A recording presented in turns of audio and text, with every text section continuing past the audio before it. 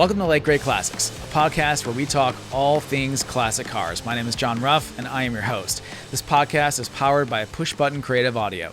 On this podcast, we talk all things classic cars from the brilliant minds who created these cars, those that brought the hobby into where it is today, and those that are bringing the hobby into the 21st century. Today, I'm speaking with someone who is bringing the hobby into the 21st century, Ryan Brutt, the automotive archaeologist. Thanks so much for being here, Ryan. Oh, thanks for having me. So, I've watched a lot of your videos. They're awesome. And I just kind of really want to get to know your history, where you grew up, and how you got to be where you are today. I gotcha. Yeah, I grew up here in the Chicagoland area for my entire life. I'm literally right where Chicago, Evanston, Skokie, and Lincoln would come together. I'm a block basically from right there. So I'm legitimately a stone's throw away from Chicago. Okay. I did go away for college, but I still base out of here when I'm home. And then my family has a place in Wisconsin, so and a campground, so I'll base out of there. But I travel around documenting cool stuff as often as I can. Awesome. Where'd you go to college? I started at Western Illinois University in Macomb. And I actually worked at a junkyard for a while there. Oh, it was such a great experience. But then I ended up moving to Northern Illinois University, and that's where I graduated from with a degree in journalism. My mom went to Northern Illinois University for a couple years. Very cool. Yeah. She grew up in Barrington. Okay. I go through Barrington all the time. Yeah. And then I was born outside of Elgin, first 6 years of my life, I was in Harvard, and then we moved down to Florida in the 80s. So, I'm so sorry. The humidity. I do feel a certain sense of home when I do come back to the Midwest, though. I love it. It definitely has a very unique feel. It does. It's, you can't really put your finger on it, but it's there for sure. Absolutely. And that's why I love coming back here. That's why there's so much great stuff out here. Is it's a very unique situation where there's population, but there's room just outside of the cities where you can stash stuff. You're right. And it's funny that you bring that up because so my hometown is just on the Illinois-Wisconsin border. And a few weeks ago, my brother and my mother and I took the train from Harvard into Chicago. And I was just watching, outside the window, and it's just like open, vast expanse, cornfields, farmland, and then the more and more you get into Chicago, it's a little more busier, a little more less room, more buildings. It's so neat to just kind of see it all happen in real time. It is. I mean, that's one of the very nice things about this area is, you got Chicago, you got Milwaukee, you have St. Louis, Indianapolis, and they're all within a few-hour travel time, but between them is so much open space. Like you said, you can go to Harvard or you can go down to Indianapolis, and there's, like you said, the population density goes from, crazy to nothing in no time flat. Yeah. Especially if you're driving. If you just drive straight west on like I-88, you get out of Chicago pretty darn quick. Right. And speaking of small world and Midwest, so, my brother and I and my business partner, we run Southeast Chevy Parts right here in Central Florida. So my brother and I were up in Illinois, and we were right by the train station. We were kind of like looking at some of the buildings and stuff like that. And I said, I think I recall, Dad getting his 59 worked on at this building right here. And Billy's like, yeah, that's used to be XYZ, place. And then so I want to say 3 or 4 days after we got back from Illinois, we get a call. And it's this guy, and he's like, yeah, I got a 59 El Camino, and I need some parts for it. He's like, I'm up in Northern Illinois. And Billy goes, oh, whereabouts? And the guy goes, you wouldn't know. And Billy just goes, Harvard? And the guy goes, how the hell do you know that? And so that's funny. He owns the building that I pointed to when we were at the train station. Wow. Yeah. So crazy. It's funny the way that sometimes works. Up in, like I said, my family has a place in Wisconsin. And I wrote for Hot Rod Magazine for 8 years. And I had people contacting me about, stuff. And this guy drops me a line like, hey, I got a 69 Camaro Indy Pace car convertible sitting in a barn. I'm like, that's amazing. Where? Yeah, he's like, I'm in Wisconsin. I'm like, where in Wisconsin? He's like, I'm in blah blah blah town. I'm like, where in blah blah blah town? Wow. And he goes, oh, I'm at the corner. I'm on this little road. If you look back, you can see this barn in the backfield. I'm like, I can see it from my camper. It's right there. He- sure. Yep. There it was sitting for 30 years. Wow. I saw that barn every day every time you're up there. I could see it on the hill. It's like, No what are way. the odds? And what kind of car was it? It was a 69 Camaro Indy pace car convertible. It was a Jeez. 350 one, not a 396. It's the white one with the orange stripes and the Right. orange interior. Yeah. It wasn't one of the like on track. I mean, it was one of the 50 that was built as a dealer thing, Sure. but it was cool. And then it had a Greenbrier Chevy. It was one of those front wheel. It wasn't front wheel. It was a flat nose. It looked like a Dodge A100 or a Ford Econoline, but it was the Chevy version with like a Corvair engine in the back. What? Yeah, Wow. with the fold down side bed. No kidding. Yeah, and they were just sitting in this barn, and they're still there. I mean, I saw that car back in 2018, I think, 16, and it's still there. I talk to them every year. We're like, hey, you ever do anything with it? Right. No. No. Okay. Still sitting there. And so the barns provide adequate, shelter for these cars. So like as long as, like in Rockford, right, the roof collapsed and stuff. But like Yeah. for the most part, cars are okay in these barns. I mean, it depends on the barn, of course. I mean, I've been in Sure. some that are 150 years old and they're extremely stable. Or you have like the metal one in Rockford where a big snowfall came, we think. We're not sure totally on the history.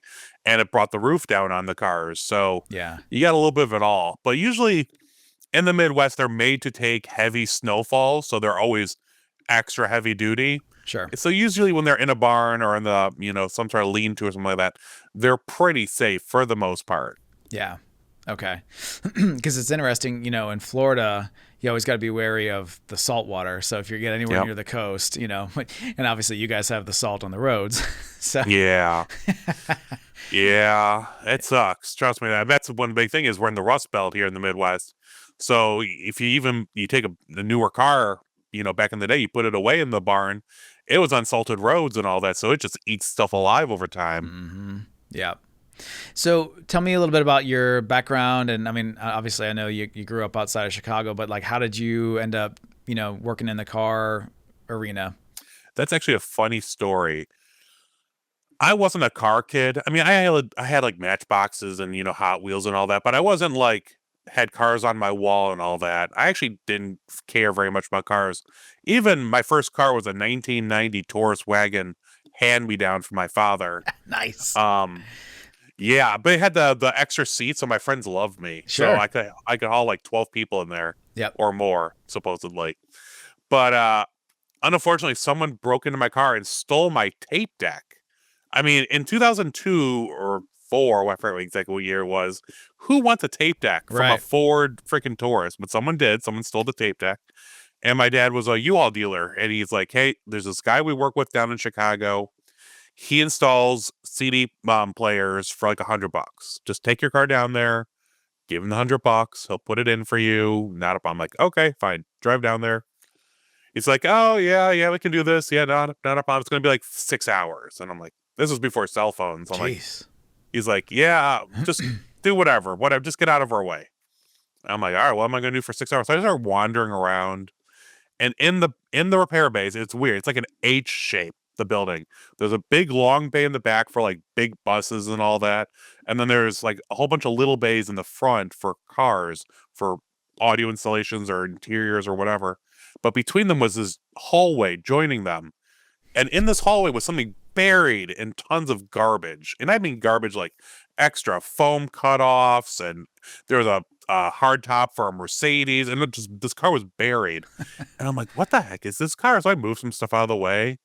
And it's a 71 Cuda 3D3 automatic car, I later learned. But they had the Guild fenders, it had the quad headlights with what they call the cheese grater grill. It had Wow. fog lights. It had big tires in the back, little tires up front.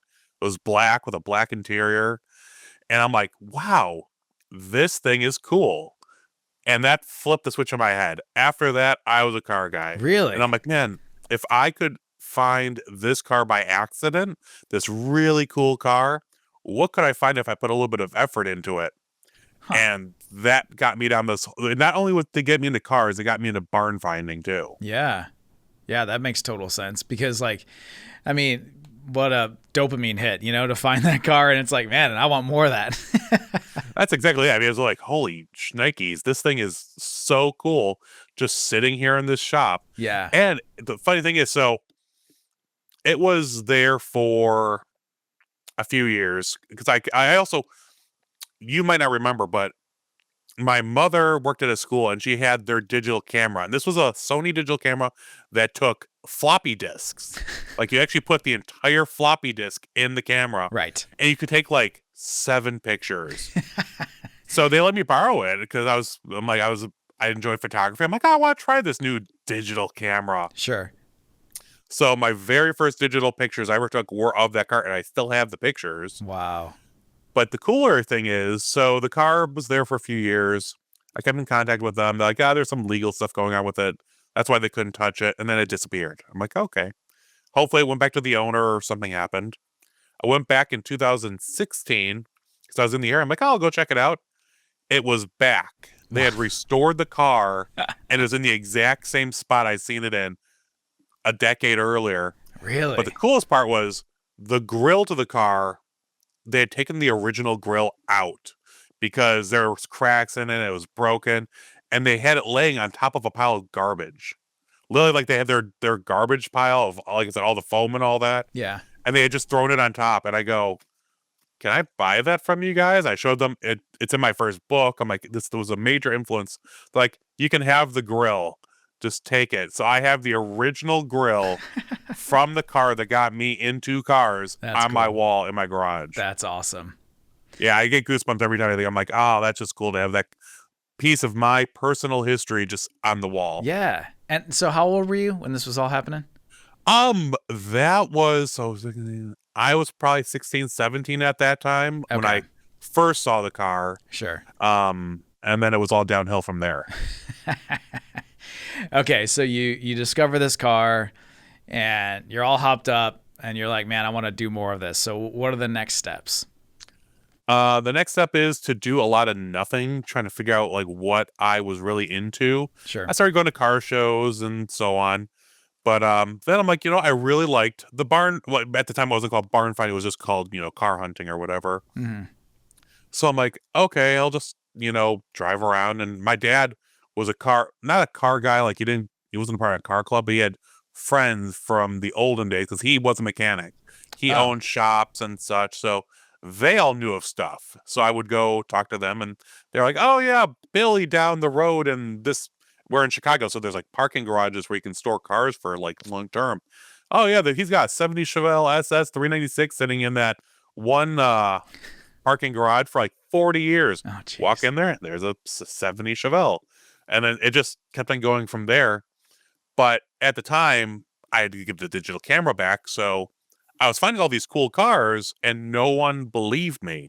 Because here I was, a 16, 17-year-old punk. I'm like, oh yeah, I found a 70 Chevelle or a 69 GTO. And they're like, uh-huh. So after, so after some begging and all that, I started, I bought a digital camera, a Sony, and started taking pictures. And my friend was like, hey, you should write about your adventures. People like this stuff. So I started a blog. Do you guys remember what blogs are? It's before Facebook and all that. Oh, yeah. Yeah. So I still have it. If you type in barnfinds.org, I don't update it ever, really, but I have info on there and old stories. But that's what I did for years. Every time I went on a different adventure, I would take pictures. And then I would go and write a summary of what happened. And that got me into, writing better and better and taking better pictures and all that. And that started me down the journalism path. Okay. And do you remember how much you paid for that digital camera? Oh, that was a few $100 at the time. Yeah. Actually, I have it. It's actually of course you still have there. It is right there. Yes. I keep all my digital. This was the first one, a Sony P72, I think it is. Uh-huh. Yep, P72. And then I got the Sony P200. This thing I really beat the poop out of. But yeah, those were the first two That's so cameras funny. I use seriously in my And adventures. they take like AA batteries, right? Like They do. They take yeah. AA batteries. I always would buy like at Costco or whatever the big pack of them and just Uh-huh. have them in the car or in a bag or something. Yep. And it's funny because you would take them, on the camera, and then you had to plug your camera into the computer, and put them onto the computer, and Mm-hmm. then eventually cell Yeah. phones started getting cameras. So like how long did it take you to go from digital camera to just using your cell phone? Oh, I don't. I mean, I do use my digital camera, but I have. Hold on. I mean, I got serious camera stuff that I use. Oh wow. So I mean, if I want to take really nice pictures, I bring out the big camera. Yeah. Otherwise, I do just take the cell phone for like if I'm at a regular car show or a cruise night or something like that. The cell phone is fine. But Yeah. if I'm going out barn finding or something like that, I take the big camera with my flash and all that. That way Right. I can get some really nice pictures.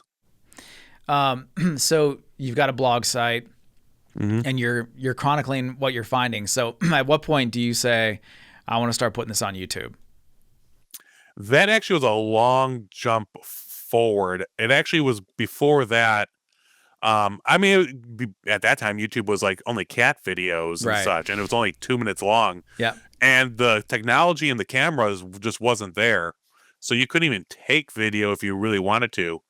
The very first video I ever did was, I don't know. I had a Sony Bloggie. It was a cell phone sized flat camera, but all it was a single lens video camera. Okay. I got for Christmas one year. It's like $100 at the time, and it shot like below HD. It may have been just barely HD. Sure.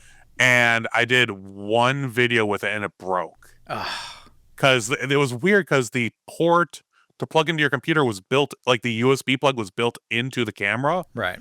and so you had to pop it. It was a whole thing, but so I mean, for most of my main journalistic time, I didn't do a lot of video. It was only in the last about 10 years that I started dabbling in it. Actually, Okay.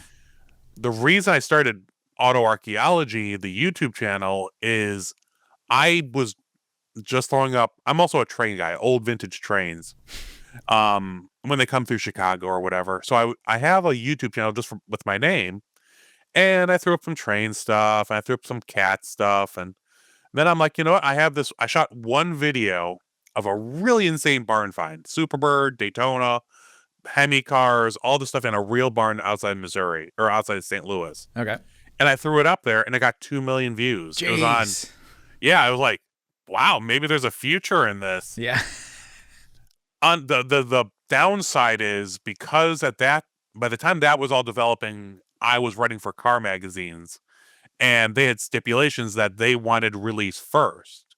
So if I wrote a Oh. story about an adventure or something like that, I would have to let them do, it's usually about 3 months. If you send in an article, usually it's about 3 months later that it would come out, and then I could release my work after that. And by that time, I'd get onto something else and move on. Sure. So I had a backlog of stuff for years. And then in 2019, I think it was, with the collapse of Motor Trend, because like I said, I was writing for Hot Rod, that all went away. I mean, so all the magazine stipulations and all that went away, and I'm like, maybe I should get into this. And then COVID hit, and Yep. I had to focus on family and doing some other stuff. But in 2021, I'm like, you know what? I have this backlog of content. I have a ton of content that I know about where I could go shoot new stuff. I should really start rolling through with this. And so I did. It was 4 years ago, 2021, like a month ago, just under a month. It's like mid-September. I forget exactly the date. I started releasing a single video every week, almost nonstop, for 4 years. Huh. That's tough to do.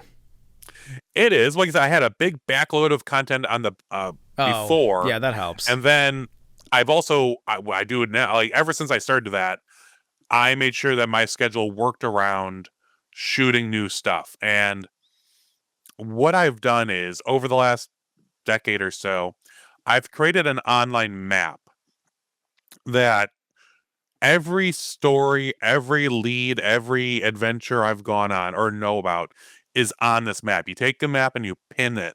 So let's say you told me, oh, Bob down in, Louisville, Kentucky, he's got in his garage a 67 Mustang GT Fastback. Okay, bink, that goes on my map. So over the last 10 years, I have over 3,000 pins on this map. So I can hit a lot of stuff in a very short amount of time. Right. And that allows me to keep the content rolling at a pretty good rate. Nice. So let me back up here for a second. So so you started the blog, and then you mentioned you started writing for Hot Rod. So how did that happen? Well, there's a little. So yes, I started the blog, and it actually became very popular. People in the know were following it. But I'm a Mopar guy. I bleed Mopar blue, but I appreciate all cool cars. Sure. And when I graduated from Northern Illinois University, my graduation gift from my family was to do Hot Rod Power Tour. Oh, So nice. they paid for the whole thing, front to back. And that, even I was in a Chevy. I had my grandfather's 1988 Chevy Caprice Classic Bro-Am. That's what we did it on. But I got Mopar Collector's Guide magazine, and they are on the Power Tour doing Mopar things. So I followed them just in the back of the pack, and we all became friends. So like, hey, you got some cool stuff. Throw us an article or two, and we'll put you in and all that. So I did. I threw them a few things. I threw a few things to Mopar Muscle magazine, and they were very well received. And then around, I think it was, so that was 08, 09. So I was, I had a real job and I was trickling through, doing some freelance stuff. And then I met David Freiberger from Roadkill. This was before Roadkill and all that. Sure. He had just come back from his 1 year away he did Car Junkie TV for 1 year. And then he came back, and Hot Rod was kind of in a slump. So they were doing a big refresh around 2012, 2013. And he knew me. We had met on Power Tour, and he's like, hey, I really like your work. Would you be interested in writing for Hot Rod Magazine monthly? Oh, wow. And this was, like I said, late 2012 when he told me, and then it would be 2013 when it would start moving forward. And I'm like, let me see. Write for the #1 vintage car magazine in the world. I guess if I have to. Right. And so, so from that point, I think it was May of 2013 through 2019, the end of December, I wrote a single column every month for Hot Rod Magazine, other than a few where they needed room. There's like, I think 3 or 4 where they didn't have me in there. Okay. But yeah, and then I was there at the beginning of Roadkill. I was there for the beginning of Motor Trend, like the company, like the all that stuff. And then I became part of the Roadkill family as a side character, per se. I was in a whole bunch of episodes. Oh, cool. Fun stuff like that. And then I'm still friends with Finnegan and Freiberger and Dulcich and all that. We talk often enough. Nice. But yeah, so that's that got me into Hot Rod, and I still do freelance work. I did freelance for a lot of magazines until they all closed. Right. So what was your specialty? What did you write about every month? Barn finds. I would tell some sort of adventure that I went on. I only usually had between 300 and 500 words, and then they'd usually give me like a 2/3 of a page. So it was usually 3 or 4 pictures and 300 to 500 words. So I'd have to really cut down on what I had. Yeah. And make it, right to the bone. But it was always about some adventure I had and some car I found or some cars I found. Sure. And it was always a lot of fun. That's awesome. That's a good run, man. So you're just doing that from home? Yep. Just doing it from home.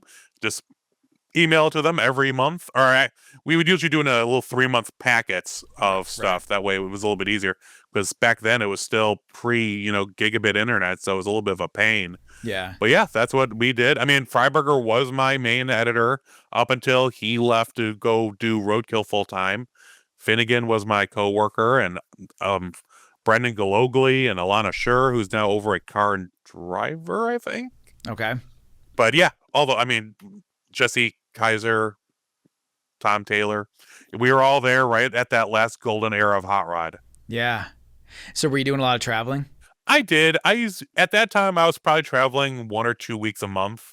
Oh, nice. During non-crazy time. Like the best time to do barn finding is in the fall, early winter, or late winter, early spring, because either the plants are dying and it's good for you, or the plants are dead by, late winter and it's still cold enough that there's no bugs. So you really want to take a 3 or 4 week period, like early March, end of February. But I would travel often, all the time. Yeah. So now are you going on leads at this point, or do you ever just like stop and be like, I wonder if something's in there? Like, how does that work? Oh, I do everything. Like I said, I have the map that gives me a ton of leads, but if I'm traveling from here to somewhere, I'll always take the scenic route if I have the ability. And Sure. I've found more than my fair share of stuff just driving around. It was just this time 2 years ago. I was driving north through Illinois, actually, northwestern Illinois, and just out of the corner of my eye, there's a '69 Super Bee in a guy's driveway, just sitting there on flat tires. You're like, Wow. of course. Pulled in, talked to the guy for like 2 hours. Wow. There's stuff everywhere as long as you're willing to take your time and look. So I do it all. I mean, I do. People tell me leads, people tell me stories, and it all goes on the map so I don't forget because my memory is terrible. But like I said, I do enjoy just traveling somewhere I've never been because there's stuff everywhere if you just take your time. Do you ever get people that are like, don't want to talk about it, don't want Oh, to? yeah. I'm like, hey, and I mean, I always go up to them like, hey, just here. It's funny. People are like, oh, you should buy a tow truck. And I'm like a flatbed or something like that. I'm like, how do you think that would look if I pull up to your house and I'm like, hey, how's it going? I'm a classic car guy and Right. I tow up with a tow truck. It's a little threatening. Yeah. Yeah. But I have a 2009 Challenger with 300,000 miles on it. Jeez. Yeah, people say that. But I show up with that. I'm like, hey, I'm a car guy. I'm not here to steal your car. What's the story behind it? Right. I just want to know, why is this Hemi Cuda in your backyard running away? And usually they're pretty cool. Like, hey, as long as you don't tell people where it's at or who owns it, yeah, let's go talk about the car. Other times there are people. They're like, hey, we don't want to talk about, like, hey, no problem. Here's my card. I'd love to just talk, chit chat with you about it sometime. You can see my work. I don't tell people what's going on. And then I go on my way because there's always another car to go find. Sure. Sure. So what's the craziest? I mean, I'm sure there's a ton of stories, but like, what stands out? What are the top three like craziest moments for you?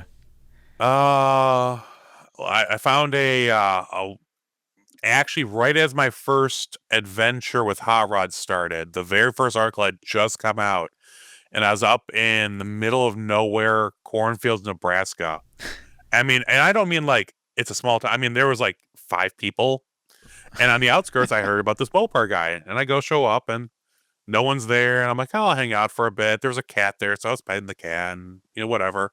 Right. And he shows up in this old beat up '94 Dodge Ram. I go, hey, how's it going? I heard you were a Mopar guy. Blah blah blah. He goes, yeah, Mopar guy. Yeah. Look around the barn, you can see a '76 pack Coronet RT. I later discovered. Wow. And I go, hey, I was in my Challenger. The Challenger was pretty new back then. It's like only a few years old. And he goes, you know what? I'll make a deal with you. I will show you everything I have if you go take me for a proper ride in your Challenger. And I'm Okay. like, okay, good. I'm like, hey, but you know what? I had a stack of the new issue of Hot Rod. I'm like, hey, here's the new issue of Hot Rod to show you what I do. And it was a '69 Daytona that was sitting in a guy's backyard. And I'm like, here it is. Here's my article. He goes, oh, I have one of those cars that makes a Daytona. Oh, jeez. And I'm like, huh, okay. You mean, I didn't delve into it, about I'm thinking in my mind, I'm like, okay, '69 Charger. That was what the Daytona was originally. And we walk out to this, he clarified me on this. It was a tractor shed because they had holes in the side of the shed for the tractors to drive through. Okay. And he goes, oh yeah, here it is. We walk into this tractor shed in the back of the property, and there, sinking into the mud, is a '69 Charger 500 in Wow. blue. And you're like, okay, that's one of 500. Actually, it's one of 392 made. And they're like, okay, that's rare. And then he's like, oh yeah, go check out the VIN. It's a Hemi 4-speed car, Jeez. one of 2 built like Oh my that. A God. blue car, blue interior, Hemi 4-speed car. Wow. And I'm like, my head's exploding. He's like, oh yeah, and the 2 cars next to it are 2 '67 Hemi GTXs. And he goes, oh yeah, if you look out the left door or the left opening, that field full of cars is mostly Hemi cars and 6-pack cars. And all. I'm like, what? He's Yeah. like, oh, let me show you the buildings. And then he had one building that was just full of dual 4-barrel intakes, a factory dual. Every dual 4-barrel intake you can think of for a Mopar, he had on custom built shelving. Everything Jeez. from like a 1950, I think 7 Chrysler 300 with the Hemi with the dual. He had one of those. He had Max Wedge, the long rims that they go like this across. Yeah. He had 2 or 3 of those. He had Hemi, like new Hemi or modern or second gen 426 Hemi intakes. He had cross rims, long, all that stuff. I'm in my Unbelievable. mind just every other sentence is, oh yeah, this is a Hemi this is a Hemi that. And he goes, oh, let me show you the barn we haven't been in since 1990. What? I'm like, what are you talking about? And so we come around, there's like a barn and it had a padlock on it. He actually had to go break the padlock. And he goes, what had happened was someone had broken into this barn in 1990 and was literally in the process of stealing my stuff, and I caught them and shot them. Not dead. He didn't shoot them dead, but he shot them. And then the police came and all that, and it all was fine. He was trespassing. Sure. But so they trashed the place though. So he was so pissed off, he boarded up the windows Wow. and literally locked the door so no one would go in there. No kidding. And we walk in and I'm looking on the floor and I can tell it's a Hemi 4-speed transmission sitting on the floor. And then I look up and there's just a row of 426 Hemis. Jeez. Like NASCAR Hemi, 426 Hemi with a blower on. And they're, 6 inches of dust on these things. The wall has probably 30 exhaust manifolds on it. And I'm going, what the heck did I get myself into? Unbelievable. And yeah, he's like, oh yeah, this is the wall of all NASCAR 426 Hemi stuff. This is all the long ram stuff. Oh, around the corner we got an entire dropout 426. I'm like, holy shnikes. Yeah. That was my first real like every 5 seconds my head was exploding because you're like, how is this possible? Yeah. So what's this guy's story? He was an over-the-road truck driver, and so he would go haul a load wherever to middle of nowhere, Nebraska. It was a grain guy, but it wasn't a grain. He did something where you would have a flatbed semi, Okay. and he had a little lift. So he liked rare. He was OCD, so he liked rare stuff. And he liked Mopar, so he just went and looked around for rare Mopar stuff. So okay, you'd have an empty trailer. He'd go, drive around, find a car, load it on there, and take it home. Mm-hmm. And that's what he did he's still doing it as of recently, but more close to home. Sure. So, but yeah, so he just went and found, he was, in Iowa where there's a lot of NASCAR stuff, and bought a bunch of their, old NASCAR Hemis, that were worn out and all that. Yeah. So that's what his main thing was. I went there, I think 13 years ago, and I haven't been back since. And I need to get back there, but it's so far. It's like I have to make a purpose trip out there. Yeah. To see if anything's changed. Now, whereabouts in Nebraska was it? I know it was somewhere you'd go I-80 to like Lincoln, and then you head north. Okay. I have it on my map. Like I said, that way I don't have to remember. I know you head to Lincoln, then there's a road that goes north out of Lincoln. Okay. And like nowhere's land. It's right before the border of, was it South Dakota, I think? Okay, so pretty far north? Oh yeah, it's way up there. Okay. I was out there for another adventure, and I'm like, oh, I'm kind of close to this other guy that has a bunch of Mopars. Yeah. Boop. Yeah, the only time I've ever been to Nebraska was for the Lambrecht auction. Oh yeah. That was fun. That's a cool auction. Yeah. And it's it was so far removed. We stayed in Omaha, and we had to drive like an hour and 20 just to get to Pierce. But it was so much fun. Had a blast. Yeah. Oh, that's awesome. Yeah, I work with Vanderbrink every so often on different project or something like that. I was involved with a Coyote Johnson auction from like 5 years ago. The guy out in way western Iowa had buildings full of cars and nothing super rare. He had a few cool cars like a Z28, 69 Z28 Camaro. Sure. But the thing is, he didn't care about originality, just whatever would make it run.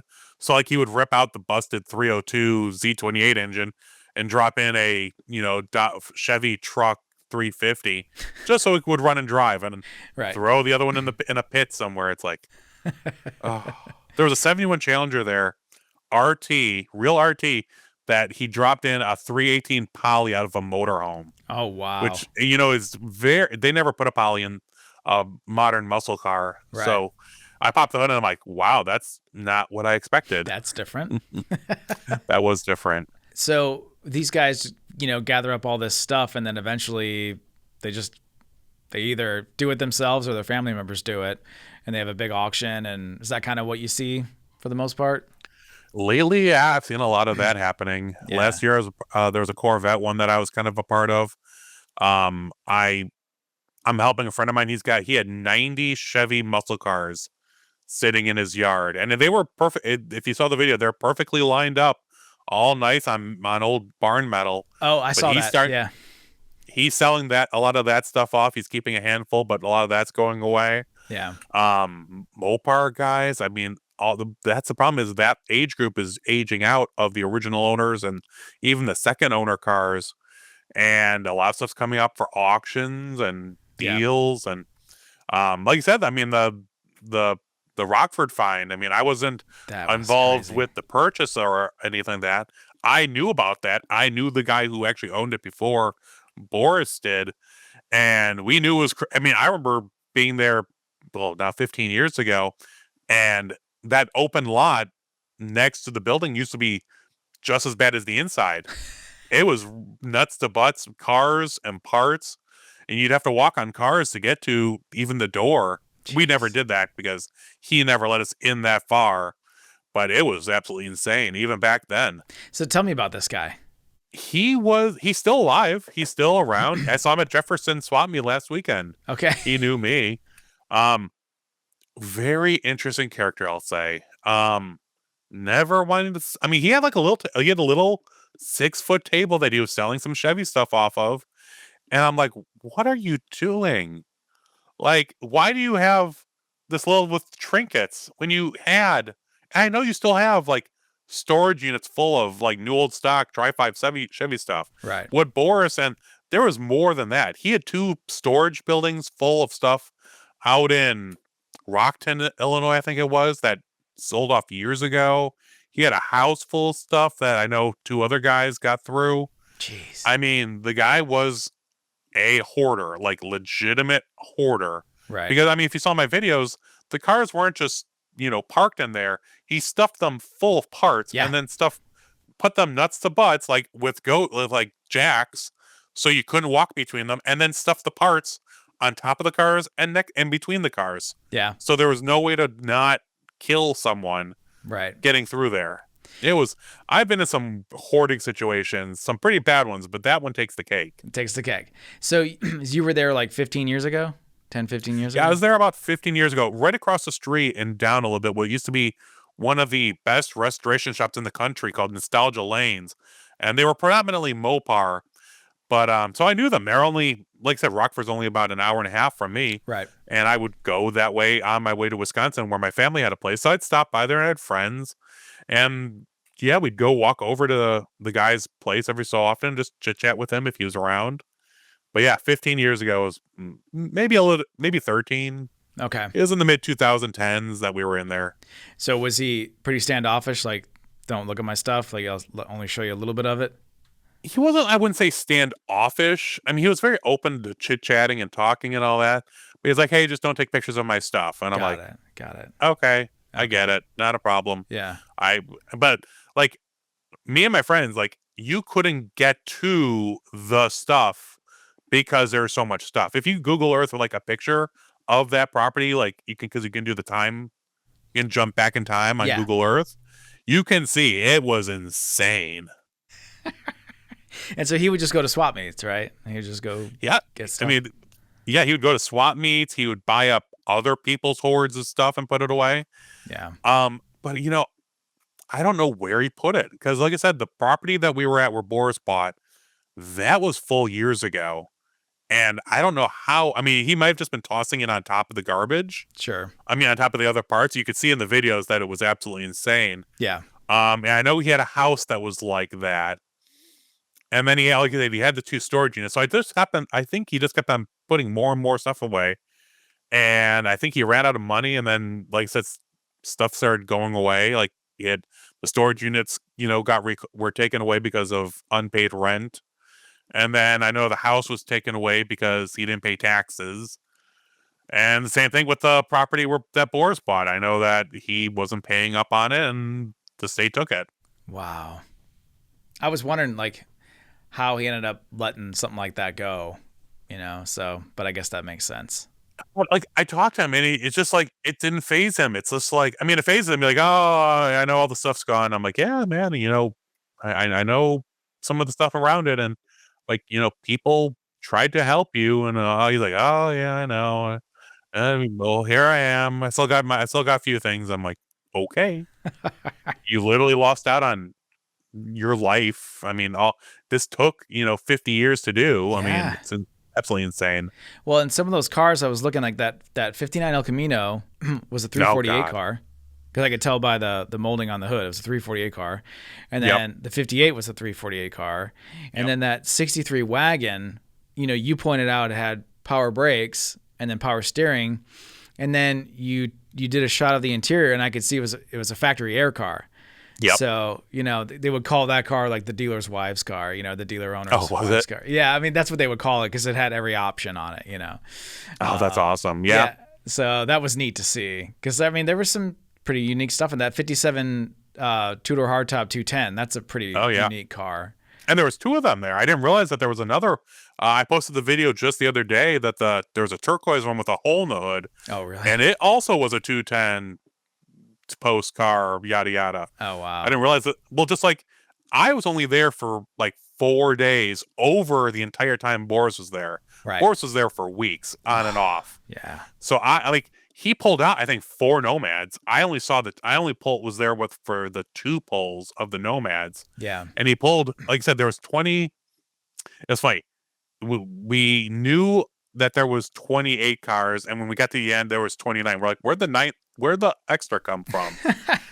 But it was actually that 63 wagon was the one that we're like, where'd this thing come from? It wasn't on our list of stuff. Yeah. And it was buried in that. That's what you see in the video. I'm like, wait, there's a car buried underneath the roof. Yeah, that was really interesting to see. And then like it was. So, Danny, who used to own Southeast Chevy Parts, I don't know if you're familiar with Lake Rate Chevy or Classic Chevy, but he was around for, the start of those companies. And man, that guy knows everybody. And so I asked him if he'd ever heard of, a guy in Rockford with all this stuff. And he said, no, but my dad isn't here anymore, but we lived in Harvard, which is not far from Rockford. And I was telling my brother, I was like, man, my dad had to have known about this, I mean, probably knew about the parts and all that, but like I said, he didn't sell. I mean, like I said, I've known him for years before he sold. Not like we were an acquaintance. He was at there's a big swap meet here in Wisconsin called the Jefferson Swap Meet. It's huge. It's like 200 acres of nothing but car parts. And it's like 90% Chevy. So I know that's where he got a lot of his stuff from, but he would also sell there. So every year, I mean, I knew his spot. He's over in the north field. And, I walk by every time and say, hey, how's it going? Blah, blah, blah. And he never had anything big. He always had a little table of stuff. And I'm like, that's it. Yeah. I think, like I said, it was just there so I think he only had a spot there so he could get in early to get the good deals. Because, if you're vending, you can get in early. Good point. To set up. So I think that's what he was. I think he had the trinkets just to make it look like he was selling. Sure. And then he would go there on that Thursday setup and, get all the good deals. Yeah. Oh, good point. Yeah. Who knows? Yeah. And then I also watched the video of that Yank Camaro that you had found. And yeah, that was a heck of a story. Wasn't that thing crazy? I think the interesting thing to me is I never really knew that they had a network of dealers. Yep. So I always thought it was just Yanko in Pennsylvania. So it was neat to learn something by watching the video. So yeah, you want to walk us through that a little bit? Yeah, the the short of it is the owner of the car was in a car club I was a member of, the Chicago Gearheads. And he always teased me with it. He's like, "Oh, I'll show you my Yanko someday." And there's some videos on YouTube and all that. And I'm like, dude, and you, if you want me to see a Yanko anytime, I will go with you. And I'm a big guy. I'm a big guy, and he was a big guy. And unfortunately, he passed away a few years ago. But I'm friends. Like I said, the family was a part of the car club, so we all, we support her and the family. We're all friends. And one day, my friend Bob, who's like closer to the family than I was, goes, "Hey, Mary wants to go see the car on this." Actually, it was a year ago next weekend that we went. And she's like, she wants to go look at the Yanko because they're trying to clear up things because this car's been in if you saw the video, well, you saw the video. It's in a trailer in a storage lot up by actually just north of Barrington in Lake Zurich. Oh, wow. And he's like, she really wants to stop paying. It's like whatever, $100 a month or whatever it was on this trailer that they don't need anymore. Yep. I'm like, okay, yeah, just let me know. I will be there and help with whatever you need. So we did. We went there, and Bob was there, and Mary was there, and some friends were there. And we opened it up, and that's what you saw in the videos. Me walking around the car for the first time since 95, 96 or something like that. Yeah. And I'm like, this is incredible. And unfortunately, the friend that was there was trying to scam Mary out of the car. He's like, I'll give you $7,000 for the car and the trailer. I'll take care of it. Me and Bob went to Mary, like, Mary, this car's worth more. Let me bring in an expert to go through it with you. Right. And Mary was like, okay, this is overwhelming right now. Let me think it through with my family and we'll get back to you. And I'm like, okay, I've done my part. She asked me not to release the video. I'm like, okay, not a problem. And like a month goes by because this is right before then. So that was middle of October last year. Yeah. And then right before McCacken, like a week before, she calls me and I'm like, hey, Mary, how you been? She goes, good, Ryan. Hey, we took the Camaro and that guy tried to steal it. And we took the car away from him. Jeez. And it's in our garage. And I'm like, that's good and bad, I think. Right. She goes, yeah, no, it's fine. We got it. Nothing bad happened. But I'm like, where is it? Where are you guys? So like, I'm in Niles. I'm like Illinois? She goes, yeah. I'm like, that's like a mile from me. She goes, yeah. Would you be willing to bring your expert in? And I'm like, yeah, not a problem. I know 2 or 3 Yanko experts in the area. I will bring one in. So I called my friend Stefano Bimby. He runs Nicky Performance up in Rockford. And he is the #1 Yanko expert in the Midwest. Okay. And especially he knows Jack Douglas Yankos, which we didn't know at the time. Right. Because all we have was ancillary information. We didn't have like a Yanko VIN. Like the VIN for the car was on the Yanko list, but there was no information. Like all it said was Yanko car, blah, whatever the build number is. And that's it. Right. There was no pictures, no nothing. And like I said, as you saw in the pictures, the car was heavily modified, painted and flares and engine. But Stefano went through and he documented it. He's like, yeah, you see this number on this rear end. These were only used on Yanko cars. Yeah. I think there were DT VIN or DT, ZT, whatever it is. Something like that. Rear ends. The transmission was original. They had whatever stamping on that, showing it was an original Yanko. The VIN was correct. And then we pulled up all this information around it. And it came up that it was one of the Jack Douglas original Yanko cars. And it's just like I bet you almost no one else would have gone to the detail that Stefano did. Yeah. Because he was so intimately knowledgeable about the Jack Douglas cars. Right. Which ended up being perfect. So where was the Jack Douglas dealership? Jack Douglas was in, I'm pretty sure, Hinsdale, Illinois, which is southwestish from here, southwest, like Chicagoland area. Okay. It's that's where all the highfalutin car dealerships are now, like Ferrari and Lamborghini and all that. That's all in Hinsdale in that area. Okay. Is the building still there? I know that there's a car dealership there. It doesn't look anything like the original, Right. but there is a car dealership on the grounds of where that Jack Douglas used to be.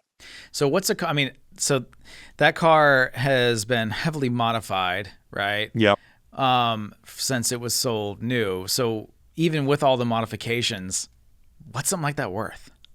Oh, phew. I mean, it's a real documented Yanko. I mean, I don't know what it sold for. I know it was in the six figures though. Jeez. And right now it's being put back to OEM stock. Oh, good. Yellow. Good. Because I'm not involved with the restoration, but I'm friends with the owner who bought because Mary did sell it at McCacken.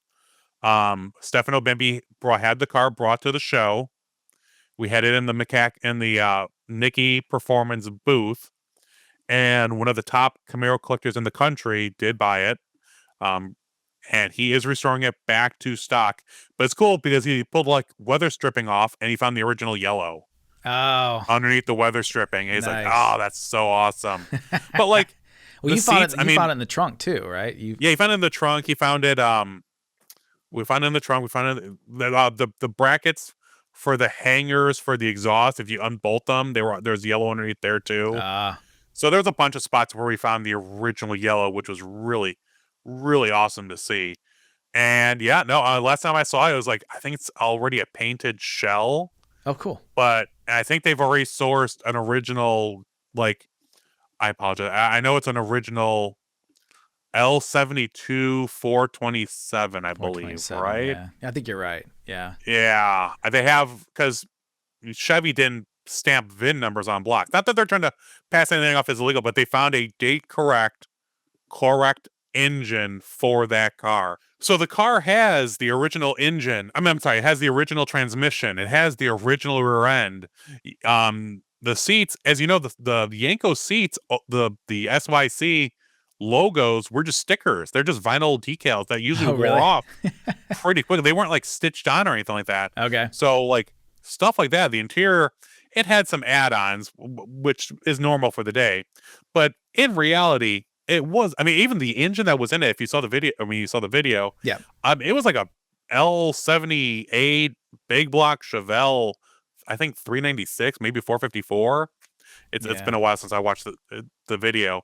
So like you pulled that out, he got a correct date era, correct 427. That's going in there. So it will be back to factory original yellow, black stripe, black interior car. And I know people are going to be like, oh, why'd they ruin that cool paint job? And unfortunately, I mean, if you saw in the video, the paint was literally coming off in sheets. Yeah. Because it was cool, but there was no way to save the paint job. It was literally coming off in chips and pieces and all kinds of stuff. So we did a full video. Like I said, we got the videos, we got the pictures. That's the way we're going to remember it. Right. But I mean, bringing it back to its former glory is really cool as well. It will be. It will be at McCacken, the Muscle Car and Corvette Nationals next year as an unveiling. And where's McCacken? That is in Rosemont, Illinois, which is right outside of Chicago. It's the largest muscle car show, indoor show, and the highest quality in the world. Really? So where's the restoration taking place? It's being done by a guy out in Pennsylvania, I believe. Oh, that's fitting. Yep. That's where the owner is nearby, and he has a guy that just does his Camaros. Okay. So that's what, to the best of my knowledge, that's what's going on. Very nice. Very nice. It is. Yeah, I mean, like I said, it was a whirlwind because things progressed so crazily. Like I said, October 15th-ish, that's when I first saw it in the trailer. Mm-hmm. And then the poop storm from there to middle of November, because McCacken is always the weekend before Thanksgiving. So I think it was like Tuesday before the show, she's like, come over and check it out. Wednesday, I was there with Stefano Bimbi. Thursday, we had it at the car show. I mean, wow. If you ever, McCacken is, like I said, it's the best muscle car show in the world.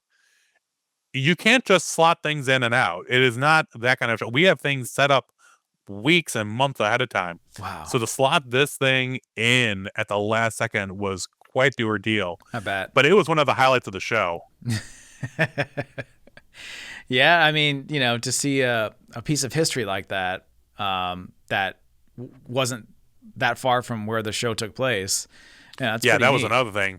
I mean, what? I mean, I didn't know about before all this. I had no idea about Jack Douglas. I mean, I knew there was.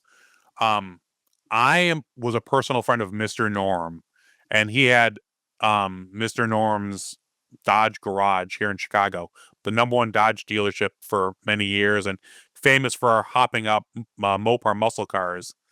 And he had satellite dealerships. Like he would work with like White Bear Dodge and I think North Dakota and all these other ones. So I knew Yanko had something similar where they had like outlets where you could get a Yanko car. But I just had no idea that Jack Douglas here in Illinois was one of them, and there was Yankos in this area natively, which Pretty blew cool. my mind because another Yanko popped up, another Jack Douglas Yanko popped up after this one, but that's another story for another day. Yeah, we'll have you on again, so we want to hear about that one. Sounds good. For YouTube, you've got a pretty good following. A lot of people check your videos out. So what do you think? What do you think draws people to barn finds and bringing these relics out into the light of day? I personally, I think it's a connection to something unique. I mean, I'm sure you deal with this, and I deal with it. You can go to a car show and see a row of red '69 Camaros, but every barn find is its unique little universe, as I say. That owner has had that car for some reason Yeah. for 50, like Hemi Cudas or like the Yanko. I mean, he took it to, Carcraft Nationals down in Indianapolis. There's videos of him doing burnouts in that car in 91 Right. before he put it away. That car was a physical connection to a time that he loved. And people love seeing those stories, seeing that connection because they have them too. They might not be a car, but people love seeing these, especially rare cars that are sitting still unfound, like the Yanko. Very few people knew about that car. And when it popped up, it blew people's minds because it'd been out of the limelight for 30 plus years. Oh, what was it? Yeah, a little over 30 years. Yeah. Same thing. The RTS Cuda I was involved in a few years ago. That car was thought to have been destroyed. And then here it pops up with 800 miles in a garage in Detroit. Jeez. I mean, it's incredible. And those are just two really big outliers. Right. But you find Cudas and Challengers and Camaros. My friend out in Wisconsin with the rows of Camaros. Yeah. Who would have thought that that still exists in the modern era? People love seeing these undiscovered little snippets of automotive history. That Cuda in Detroit. What's the story on that one? In 7071, Plymouth had a traveling car show called the Rapid Transit System. It was like the GM Autorama cars. Yeah. They would take these highly customized cars and they would travel to car dealerships promoting Plymouth. It was called they had in 1970 they had a customized 70 Duster, they had a custom Cuda, they had a custom Roadrunner, and they would travel around. And then 71, the 70 Roadrunner was dropped because there was a new body style, and a 71 Roadrunner was made to fill its spot. But those cars were known. The three cars, the 70 Roadrunner, the 71, and the Duster. Those were known. Those were restored by a gentleman by the name of Steve Giuliano out of California. But the Cuda was lost. And the Cuda was this weird custom. It had a weird nose on it. It had flares. It had paint. It had weird taillights and all this really cool stuff. And we're not sure. There's a little bit of gap in the history. We know that in like 73 or 74, it was being driven by someone and it was seen at a mall in Detroit. There's a single picture of it there. Oh, wow. Then it disappeared for 4 or 5 years until the gentleman who had it in the garage, he saw it on the side of the road in Detroit for sale and knew it was something special. And he went and borrowed some money and bought the car. But then he never did anything with it. He just put it away in the garage with 26 miles on it. Jeez. And it sat there from there until 2023, maybe 2024. No, it was 2023 is when I got involved in it. And yeah, it was pulled out and it's a whole long story. How'd you hear about it? I have friends who are out there and they're like, hey, we're digging this car out. You may want to be involved with us digging it out. And I'm like, what is it? Like, it's the RTS Cuda. And I'm like, sure it is. Like, this is one of those, this is like a unicorn. If someone told me that they found a unicorn in a pasture, Right. that's what this is. And I'm like, yeah, you found the RTS Cuda. And then he sent me a picture of, there's the tail, like it was buried in his garage. And I'm like, I'll be there tomorrow. Yeah. Yeah. On my way. Cannonball Detroit. And they dug it out and took it over and took it across the street to a friend's house to clean it up and do some stuff.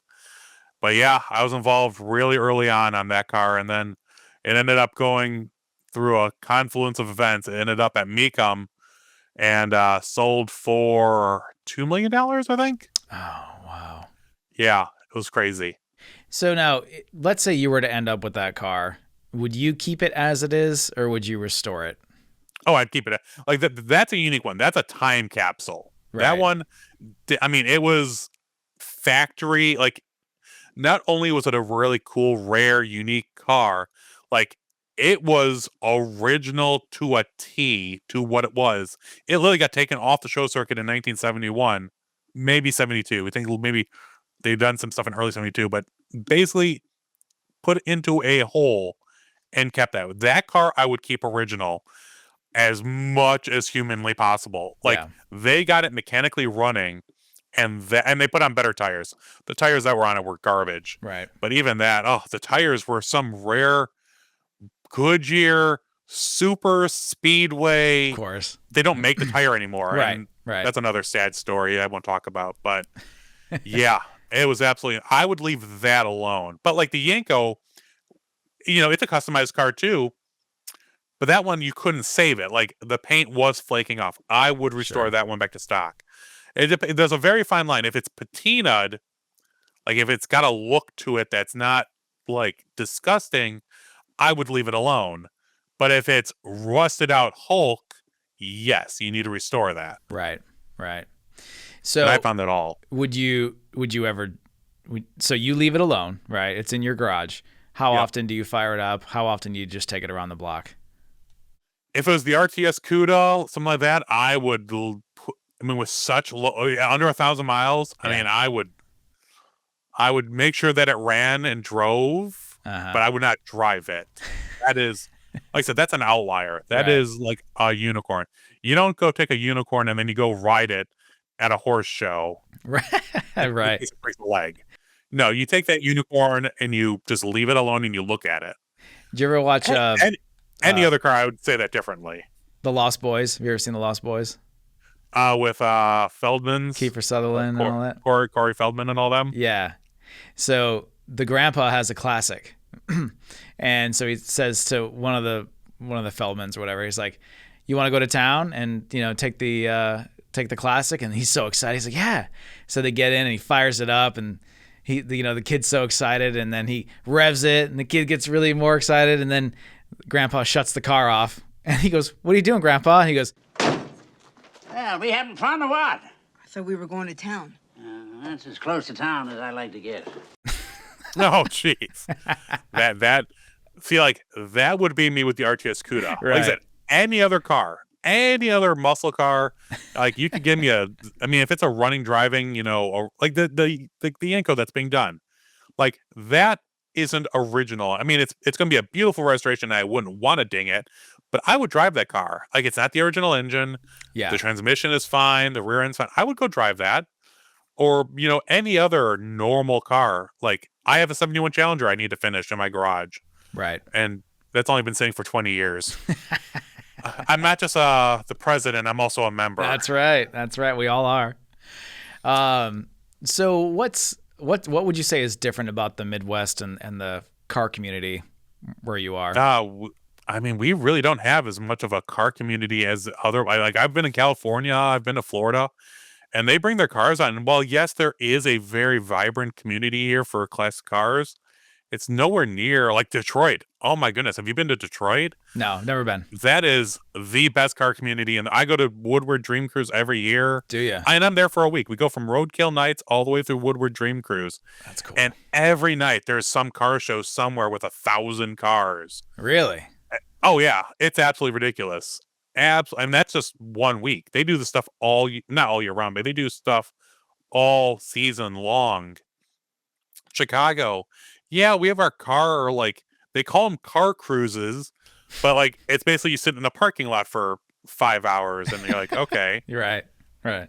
It's great. I enjoy it, but I go there once or twice and I've seen the cars and all the old guys sit behind their car and sip, mojitos or whatever, and I'm like, okay, I'm gonna go on. I much prefer like Power Tour Yeah. or like I said, Dream Cruise and all that, where stuff is far more vibrant. But there is people that are passionate, and it's fun definitely to be a part of that.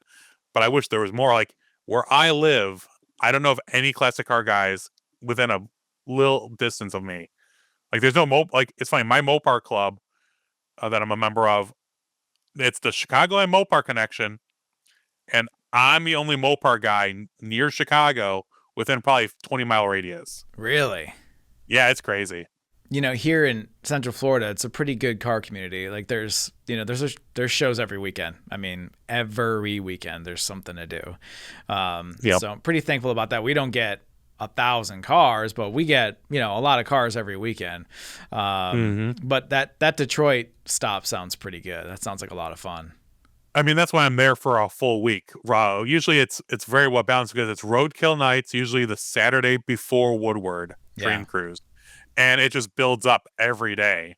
Yeah, I mean, people are they go to roadkill and then you recover Sunday. But even that, I know there's a car show on Sunday where there's usually a few hundred cars. And then it just builds up day after day, different. And it's cool that like different cities like have different, so they don't all overlap. So you can go to one that's in, I don't know, North Orion, Michigan. And those are cars I'd never seen before, but then there's 500 of them. Or you go to, Plymouth, Michigan, and there's more cars, and there's another 1,000 or 500 cars. Sure. And then Dream Cruise is what I think was 1 million people. Jeez. And 50,000 cars or something like that. That's great. When is that? Woodward Dream Cruise is always in August. Okay. Right around the middle of August usually. Got it. But what I tell people is, like I said, I've gone to Woodward for like 10 years now. Don't go on the actual Dream Cruise day. That's all the cool classic cars and all that because it's just a parking lot for 20 miles in each direction. Right. And I don't mean even that facetiously. I mean, it's legitimately, you crawl along and it's 20 miles on one loop north and then 20 miles back. And it's 5-6 lanes wide in each direction. Wow. So if you want to go and see Woodward Dream Cruise for what it is, you go Wednesday night, Thursday night, and Friday night. And you get to see the absolute the craziest cars cruising. Right. And I always get good because I just sit there with my camera. I'm shooting and I'm killing battery after battery and we had Batmobiles out there. I have a video, has like 10 million views. Really?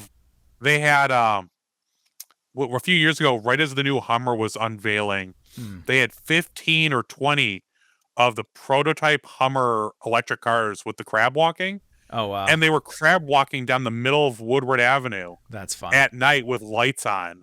It's cool. The craziest thing. I mean, it's absolutely a wonderful thing to go do. And I try every year. So do you still get a lot of leads for barn finds? Oh, absolutely. I mean, with YouTube, and I'm still writing for a whole bunch of magazines as freelance or online magazines and actual publications. I get leads all the time, and I'm on I whore myself out on all social media channels I can. So I'm on YouTube, Instagram, Facebook. I have a TikTok account, but I don't use it very often. Yeah. I'm on Threads. What else am I on? I'm on all of them that I can, except for Snapchat. I don't do Snapchat. Yeah. Yeah. But yeah, I mean, because people are constantly, like just yesterday or 2 days ago, I posted a video on a original owner 67 Shelby GT500 that's been sitting in a barn since 1987-ish, 87, 88. And I got invited to come document it. And in the comments of that video, some guy's like, oh yeah, my neighbor has a 68 Shelby GT500 KR sitting here for like 40 years. And now I got lined up to go see that in Kentucky. There you go. So it's just, you never know where stuff's going to pop up. So do you drive or do you fly? I drive. Man, that's awesome. That's why my new Challenger has 300,000 miles. I was going to say, okay, that makes sense. I will say there have been instances where I do fly, but I don't fly for the purpose of a single adventure because I don't make money that way. My margins are very, very narrow. That's why, like, last week I did or 2 weeks ago now, I went to Holly Mo Party in Kentucky at Bowling Green. And a guy's like, "Hey, do you want to come see my field full of super bees down in Georgia?" And I'm like, "Hey, I'm halfway already. Might as well just keep on going." Yeah. So I went to Holly Mo Party, and then I went to Georgia and documented that. And then I have a friend in Tennessee. I'm like, "Hey, can I stay with you for a few days and do some barn finding?" Sure. So then I went back to him. We went barn finding for a few days. So I got like 7 or 8 videos out of a 5-day little trip. Yeah, you did. That's awesome. But I mean, and it's funny, the guy with the super bees, like, usually when people say I have a field full of super bees or whatever, you're like, okay, they're cornets or roadrunners and all that. No, he really had about 30 super bees in this field and cornet RTs and about another 15, 20 roadrunners. And I'm like, another one, it's like, Yeah. Yeah. Well, we gotta get you down to Florida and have you come look at the Southeast Chevy. We've got about 130 cars in the lot, in the That's boneyard, and show you the warehouse and all that stuff. I think you get a pretty big kick out of it. oh, that's awesome. Yeah, I'd love to sometime. I will add you to the map because I got, there's 2 or 3 other big yards down by you. There's a Mopar yard. I don't know where exactly you're located, but I know there's 2 Orlando. or 3 big yards in Florida. Yeah. That's cool, man. Yeah, I will definitely add you to the map. Yeah. I don't get down to Florida very often, but it's one of those where you got to go in like December so you don't die. Because I'm fat and tall, so the sun. Not only do I have more surface area to absorb the sun, but I'm closer to it. Right. So it's the worst of 2 worlds. So I got to be there when it's like the coldest possible, so I don't burst into flames. There you go. Well, November you can come down for the turkey run. That's in the middle of the Daytona Speedway. And then, and then that's right around McCacken, so I'm always doing show prep for that. Oh yeah, you're right. Okay. Well, the spring run, the weather's still pretty nice. Like it's starting to get a little warm, but it's still March. So okay, yeah, that's still pretty good. Yeah, we'll get you down here for that. Yeah, I mean, I still have tons of stuff I mean, the guy in Georgia was an outlier. I still have tons of things to go hunt between Florida and Chicago. So if I could work out, a timeline to do it, I would do it. Nice. Well, Ryan, man, I appreciate your time. That was a great conversation. It was good talking to you too, sir. Always a pleasure to talk to people about passion with old cars. Yep. And we'll get all of your handles on screen so people can find you that way. But yeah, man, that was great. Thank you so much. No problem. Thanks for having me.